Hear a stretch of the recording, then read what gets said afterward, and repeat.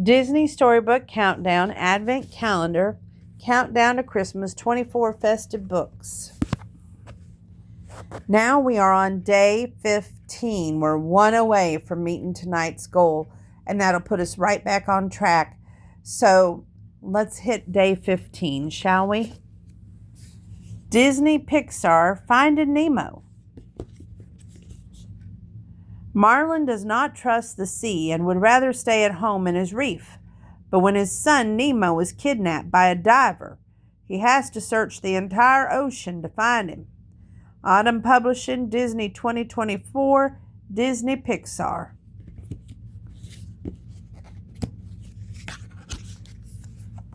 Finding Nemo, Disney Pixar, Autumn Publishing.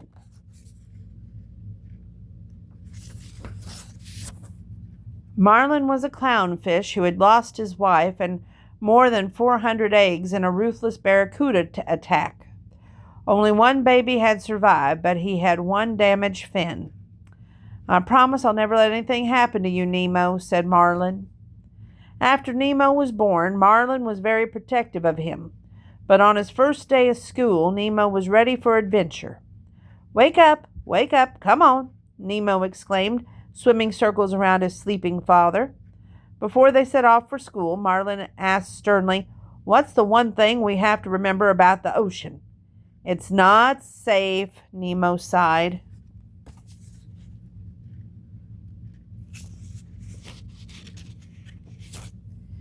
Marlin dropped Nemo at school, but Nemo and some new friends from his class snuck off together, daring each other to swim out into the open sea. Nemo was nervous and didn't venture very far, but it was way too far for Marlin, who was watching nearby.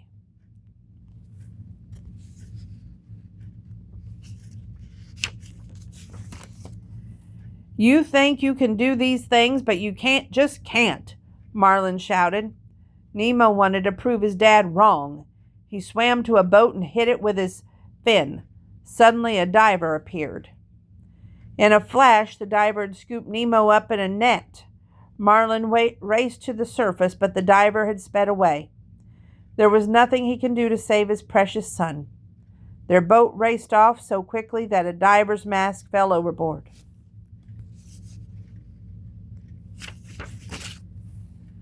Marlin rushed to a busy underwater road to get help. "Has anybody seen a boat?" he cried. A blue tang named Dory told him that she had seen a boat. However, Dory had a very bad memory. 1 minute later, she couldn't even remember why Marlin was following her or who he even was. Confused, Marlin turned away to swim away, only to meet a huge shark. He was called Bruce, and he was trying to be a vegetarian. He wanted Marlin and Dory to meet his like-minded buddies. Dory, who was enthusiastic as she was, forgetful, thought it was a wonderful idea. A terrified Marlin did not.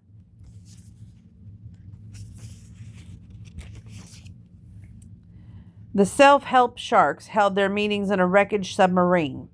As they spoke, Marlin spotted the diver's mask. Dory wanted to show it off to the sharks, but Marlin didn't. As they tussled, Dory bumped into her nose, and it bled a little. Bruce got a sudden craving for a fish dinner. As Dory and Marlin tried to escape, a nearby underwater minefield exploded.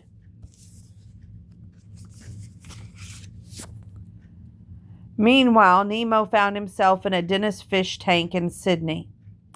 The other fish, Bubbles, Peach, Jack Hay, Bloat, Deb, Gurgle, and Gill, were their leaders. They were thrilled to meet a fish from the open sea. Later, Nemo learned that he was to be a present for the Dennis' niece, Darla. "She's a fish killer," whispered Peach. To become a member of the ring, Nemo had to swim through the ring of fire, which was really a stream of bubbles. Nemo bravely swam through them. Afterward, Gill announced Nemo would be known as shark bait. Next, he revealed his plan to escape from the tank. Little Nemo would use a pebble to jam the filter that kept the tank clean. When the dentist took the fish out, he'd clean it. They'd escape down the drain.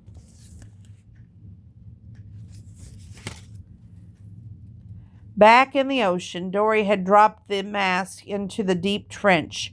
She and Marlin swam after it and ran into an angler fish. Suddenly, Dory remembered she could read. There was an address on the mask. They quickly escaped and set off to find Nemo. Marlin told Dory he was going to Sydney on his own. "You don't mean you don't like me?" Dory asked. A school of moonfish rushed over and were angry with Marlin for upsetting Dory. The moonfish told Dory how to get to Sydney. "When you come to a trench, swim through it, not over it."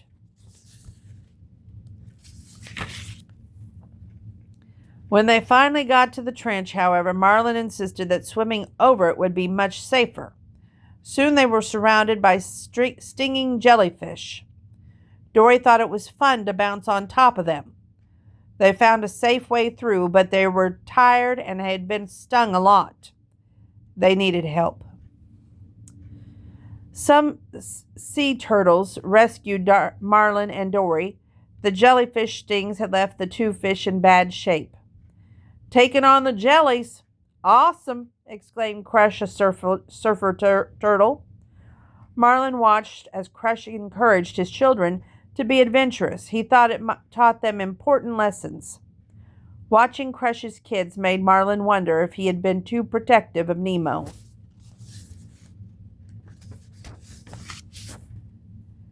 Tales of Marlin's adventures were spreading far and wide.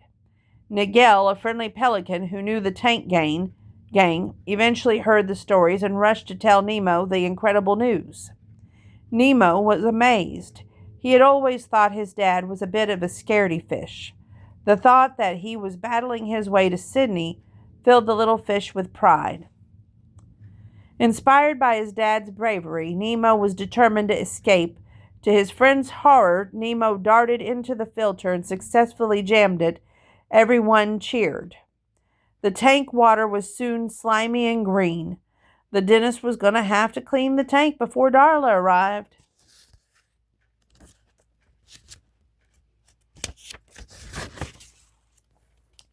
Back in the ocean, Marlin and Dory said goodbye to the turtles, but soon found themselves inside the mouth of a massive whale. It turned out the whale was only giving the two brave little fish a lift. They were soon squirted out of the whale's blowhole right into Sydney's harbor. They nearly ended up as a seagull's breakfast, but Nigel rushed to the rescue.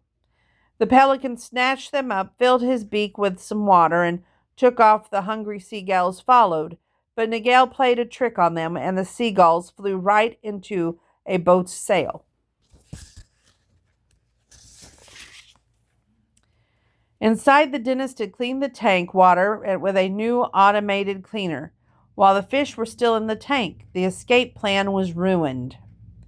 Darla had arrived, so Nemo was plopped into a bag. Nemo played dead, hoping that he would get flushed down the toilet and out to the ocean. Nigel arrived with Marlin and Dory. They saw Nemo floating upside down. The dentist quickly shooed Nigel away. But in commotion, he dropped Nemo and the bag burst open. As Darla reached out to grab him, Gil flipped himself onto the tray beside Nemo. He then smacked a dental mirror, catapulting Nemo into the spit sink. The little fish escaped down the drain. Back in the harbor, Nigel dropped Dory and Marlin into the sea. Marlin was heartbroken and swam off to be on his own. Nemo soon met Dory. She knew she had to reunite Nemo with his dad. Together they swam after Marlin as fast as little Nemo's fins would let them. There was a happy reunion between Marlin and Nemo. Marlin realized that even though Nemo was a little fish, he was capable of doing very big things. And that is day 15, y'all. Disney Pixar Finding Nemo. We're going to make it. Next up, day 16. That puts us right back on schedule. Yeehaw!